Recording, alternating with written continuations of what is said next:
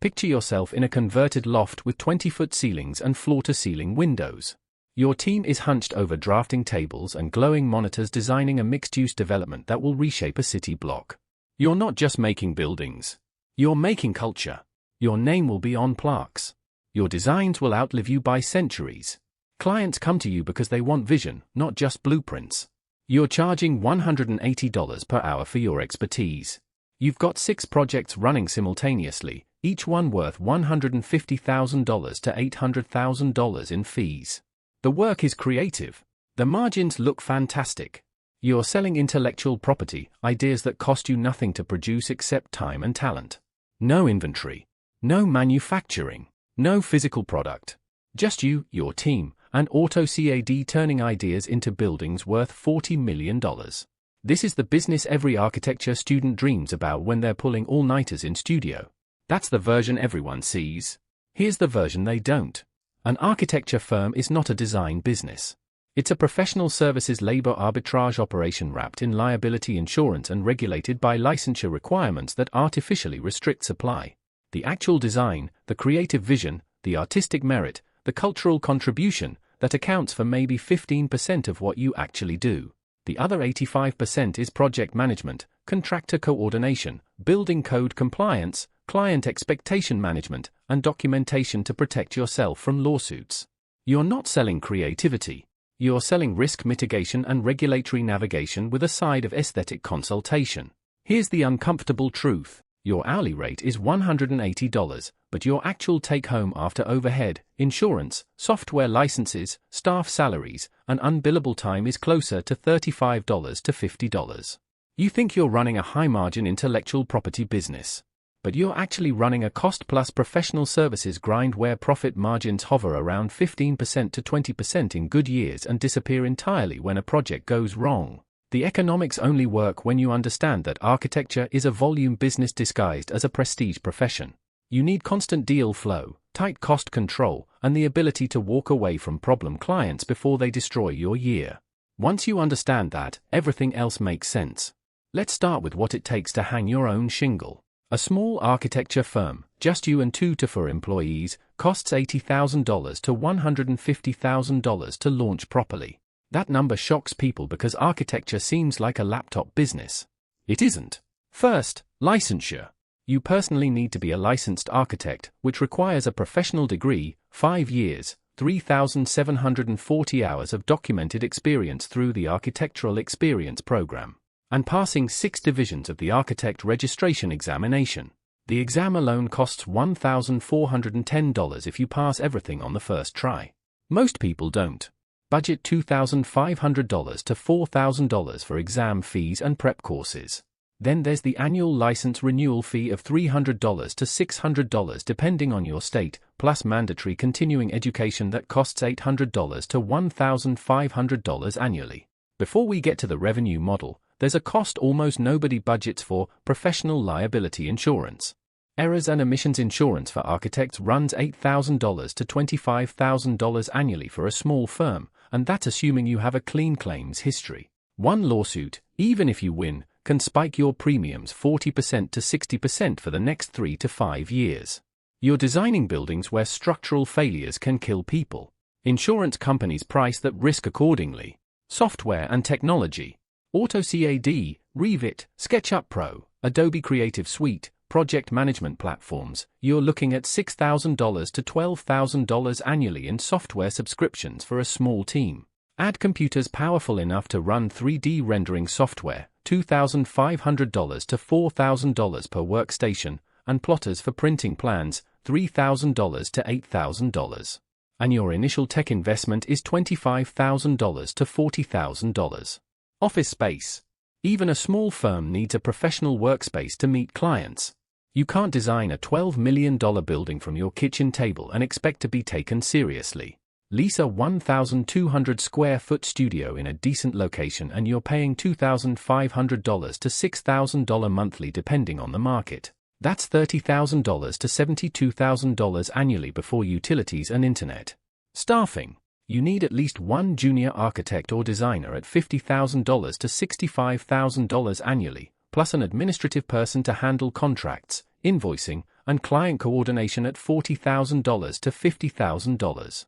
Add payroll taxes, benefits, and workers' comp and you're at $110,000 to $140,000 in annual labor costs. Marketing and business development. Architecture is a relationship business. You're joining the AIA, attending networking events, maintaining a portfolio website, and possibly hiring a PR consultant to get your work published. Budget $12,000 to $25,000 annually. Add it up. Initial setup costs, $60,000 to $80,000. First year operating costs before you bill a single hour, $160,000 to $260,000. You need 6 months of runway capital, which means $80,000 to $130,000 in the bank before you open. The barrier to entry is massive for a profession where the median income for firm owners is $95,000 to $135,000 annually. Most people who fail here don't fail for dramatic reasons. They fail because of 3 structural traps that look harmless at first. The first trap is scope creep bleeding. Clients always want more than they're paying for. Just one more revision. Can we explore another option? What if we moved this wall? Every request sounds reasonable, but architecture gets paid on billable hours or fixed fees. If you're on a fixed fee contract for $120,000 and the client requests changes that at 80 hours of work, you just donated $14,400 to the project. Firms that don't aggressively manage scope end up working for free on 30% to 40% of their contracted hours. Over a year, that's $60,000 to $100,000 in unbilled labor that destroys your margin. The second trap is payment delay destruction. Architecture operates on long payment cycles. You submit an invoice. The client has 30 days to pay. Except they don't. They pay in 60 to 90 days because they're waiting on their financing or investor capital. Meanwhile, you've got payroll due in 2 weeks.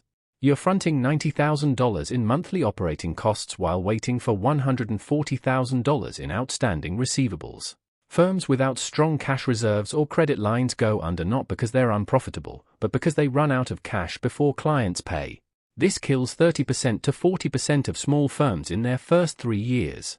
The third trap is liability event obliteration. One design error can bankrupt you. A structural engineer catches a mistake in your drawings after construction starts. The fix costs $250,000. The client sues you. Your insurance covers the claim but your deductible is $25,000 and your premiums triple. You just lost $75,000 in a single year from one mistake. Firms that take on complex projects without adequate insurance or risk management protocols face catastrophic financial exposure. A single multi-million-dollar lawsuit can end a 20-year-old firm. Here's the part that changes how you see this entire business. Architecture firms make money on labor arbitrage, the gap between what you pay employees and what you bill clients for their time. The standard billing model is hourly rates or fixed fees based on percentage of construction cost. For residential projects, architects typically charge 8% to 15% of total construction cost. For a $2 million home renovation, that's $160,000 to $300,000 in fees. For commercial projects, fees run 5% to 10% of construction cost depending on complexity. Let's say you're running a 5-person firm. You bill clients at these rates: principal, you, at $180 per hour, senior architect at $140 per hour, junior architect at $95 per hour, designer at $75 per hour. Your actual costs: you pay yourself $95,000 salary. Senior architect earns $72,000. Junior earns $58,000. Designer earns $48,000. Total annual payroll, $273,000. Add payroll taxes and benefits and you're at $330,000 all in labor cost. Now let's calculate billable hours. Each employee works 2,080 hours annually, 40 hours per week times 52 weeks. But not all hours are billable. Subtract vacation, sick days, administrative work, business development, and training. Realistic billable hours per employee, 1,400 to 1,600 annually. Let's say 1,500 billable hours per person. That's 7,500 total billable hours across 5 people. Now we get to the number that actually determines everything: utilization rate. This is the percentage of available hours that actually get billed to clients. Top firms hit 75% to 85% utilization. Average firms hit 60% to 70%. Struggling firms are below 60%. At 70% utilization, you're billing 5,250 hours annually. Revenue calculation: principal bills 1,050 hours at $180 equals $189,000. Senior bills 1,050 hours at $140 equals $147,000.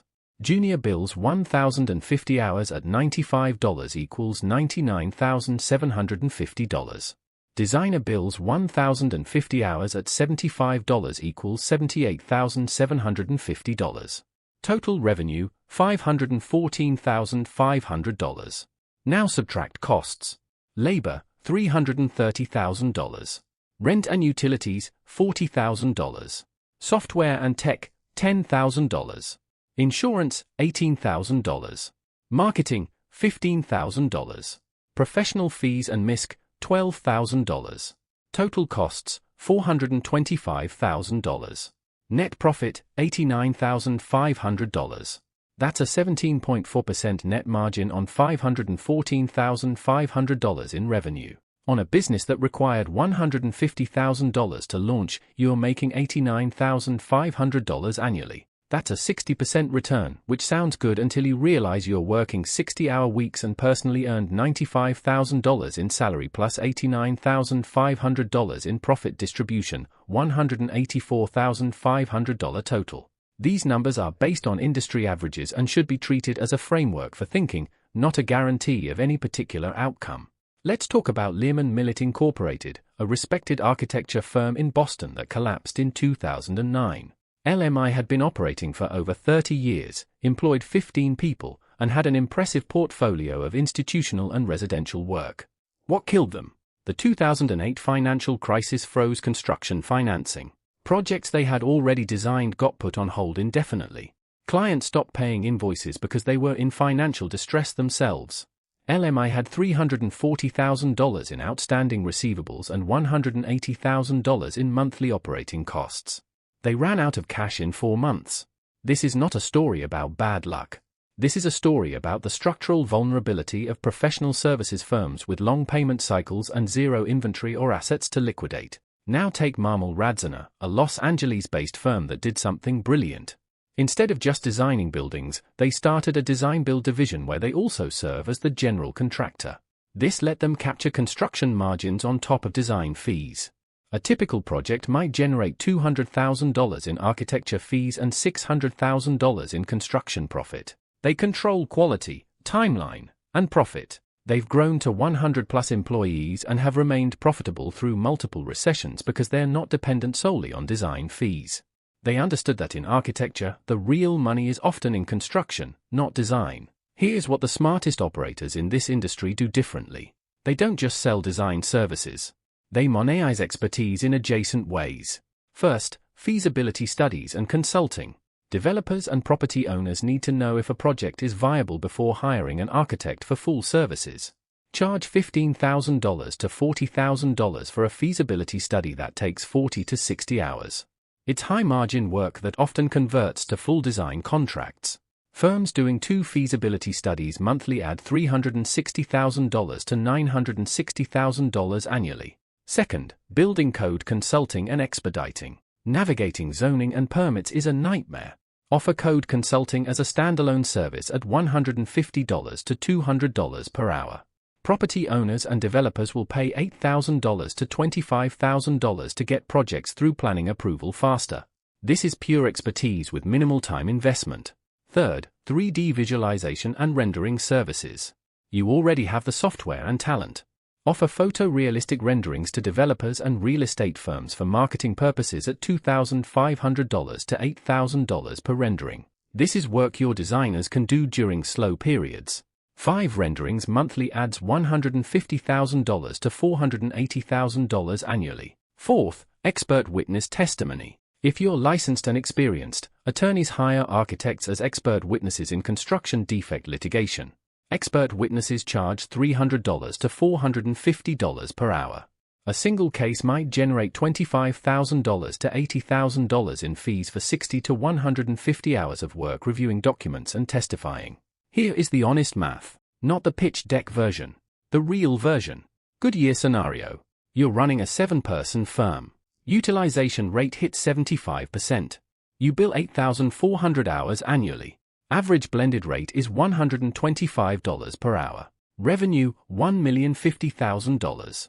Costs, labor $480,000, rent $50,000, insurance $22,000, software $14,000, marketing $20,000, MISC $35,000. Total costs, $621,000.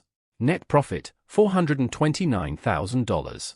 On a $180,000 initial investment, you're seeing a 238% annual return. You're taking home $150,000 salary plus $280,000 in distributions. This is the year where everything clicks. Bad year scenario. Economic downturn. 2 major projects get cancelled. Utilization drops to 55%. You bill 6,200 hours at $125 per hour. Revenue, $775,000. Your costs don't compress proportionally. You can't fire people immediately. Labor drops to $420,000 because you cut one position. Other costs remain fixed. Total costs, $586,000. Net profit, $189,000. You're still profitable, but you're making $189,000 instead of $429,000.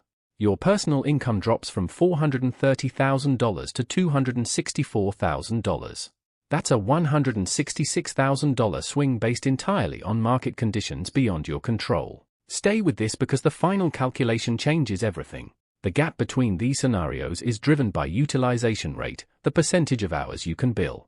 10 percentage points in utilization equals $150,000 to $240,000 in profit swing. You control operations, talent, and service quality. But you don't control whether clients have money to build or whether the economy supports construction activity. The person who wins in this business is not the most talented designer or the most creative visionary. The person who wins understands they're running a professional services labor business where cash flow management and client selection determine survival more than design awards. They have a network built over 10 to 15 years before going independent. They're not cold calling for clients. Clients come to them through referrals. They're ruthless about project selection. They turn down clients with unrealistic budgets or unclear decision-making authority. They'd rather have 6 solid projects than 12 chaotic ones. They also understand the 3 times rule. Bill rates must be at least 3 times fully loaded labor cost to achieve 15% to 20% net margins after all overhead. If you're paying someone $40 per hour all in, you need to bill them at $120 per hour minimum. Here's the counterintuitive truth: the best architecture firm owners are not the best designers. They're the best business operators who happen to have architecture licenses. They delegate design to talented employees while they focus on client relationships, contract negotiation, and financial management. They understand that running a firm and practicing architecture are 2 completely different skills. So let's go back to that converted loft with 20-foot ceilings. The team is still designing. The monitors are still glowing. But now you see it differently. Those 6 projects aren't creative opportunities, they're revenue contracts with defined scopes that you're defending against scope creep. That $180 per hour rate isn't profit, it's gross revenue that gets eaten by software licenses, insurance premiums, unbillable administrative hours, and the cost of carrying receivables for 90 days. Your name might be on a plaque someday, but right now it's on a liability insurance policy and a commercial lease you're personally guaranteeing. The romantic version was about creating culture and leaving a legacy. The real version is understanding that architecture is a professional services business with 17% margins, high fixed costs, liability exposure that can bankrupt you overnight, and profit that depends entirely on your ability to convert hours into billable revenue while managing clients who fundamentally don't understand what you do or why it costs what it costs. You can build a great living here if you're disciplined about operations and client selection. You can even build wealth if you diversify revenue and control costs. But the fantasy version, the creative utopia where design genius translates automatically into financial success, that's not real. What's real is this: you're selling hours dressed up as expertise, and the firms that survive are the ones who never forget that distinction.